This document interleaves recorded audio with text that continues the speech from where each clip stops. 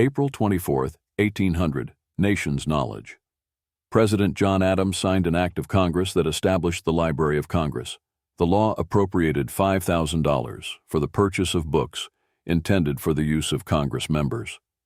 This event marked the beginning of what would become the largest library in the world. The library was initially housed in the Capitol building in Washington, D.C., reflecting its original purpose as a legislative resource. The library's collection began with 740 books and 3 maps ordered from London. In 1814, during the War of 1812, British troops burned the Capitol and destroyed the original library collection. In response, former President Thomas Jefferson offered his personal library as a replacement. In 1815, Congress purchased Jefferson's collection of 6,487 books for $23,950. This acquisition significantly expanded the library's scope beyond legislative materials and introduced a broader range of subjects. Following the destruction and Jefferson's contribution, the library continued to grow in size and importance. In 1897, it moved into a new building, now known as the Thomas Jefferson Building. This relocation was necessary due to the rapid expansion of the library's holdings. By the early 20th century, the library had become a national institution serving researchers, scholars, and the general public.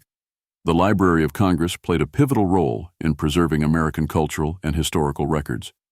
It acquired collections of manuscripts, photographs, maps, recordings, and films. Notable acquisitions include the papers of Presidents George Washington, Abraham Lincoln, and Theodore Roosevelt.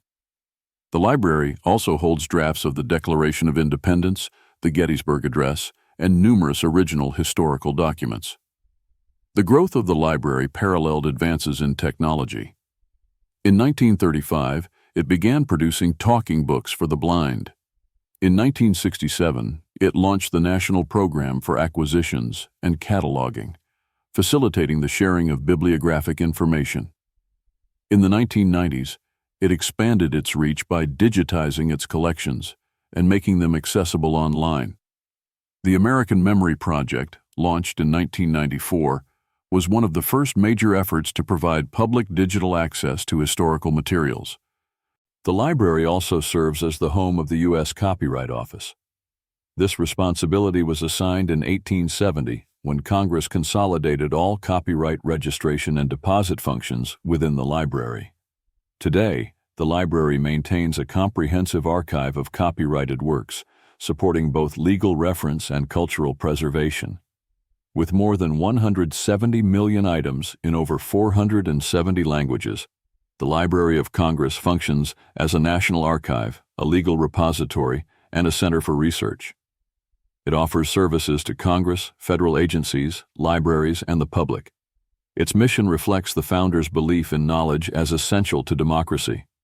The establishment of the Library of Congress in 1800 signaled a commitment to the documentation and dissemination of knowledge. Its development has paralleled the growth of the nation, preserving its intellectual and cultural history for future generations.